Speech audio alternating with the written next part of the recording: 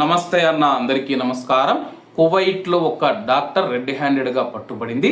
వివరాల్లోకి వెళితే ఎలాంటి ముందస్తు అనుమతులు, లైసెన్సు లేకుండా అక్రమంగా వైద్యం అందిస్తూ ఉన్న ఒక అజర్బైజాన్ మహిళను కువైట్ నేర పరిశోధన విభాగం అరెస్టు చేసింది.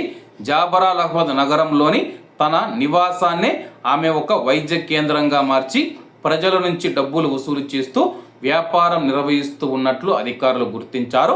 బాధితుల నుంచి డబ్బులు తీసుకుంటూ ఆమె రోగులను పరీక్షించడం, వైద్య సలహాలు ఇవ్వడమే కాకుండా ఎలాంటి అనుమతులు లేకుండా సొంతంగా మూలిక ఏవైతే హెర్బల్ ప్రోడక్ట్స్ ఏవైతే ఉన్నాయో తయారు చేసి విక్రయిస్తుందని చెప్పి పోలీసులు తెలిపారు.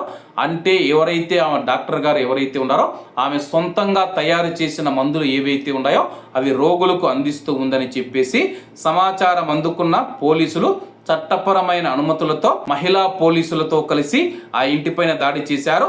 ఆమె రోగులకు వైద్యం అందిస్తూ ఉన్న సమయంలోనే రెడ్ హ్యాండెడ్గా అదుపులోకి తీసుకున్నారు.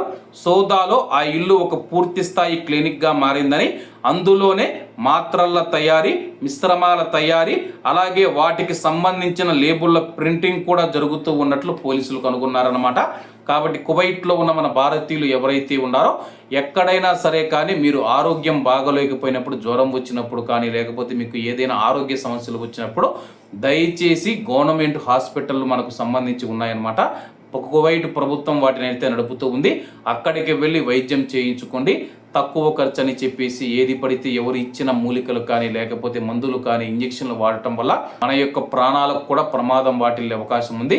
దయచేసి ఆరోగ్యం విషయంలో ఎవరూ కూడా నిర్లక్ష్యం వహించవద్దు. నిర్లక్ష్యం వహిస్తే కానీ భారీ మూల్యం చెల్లించుకోవాల్సి వస్తుంది.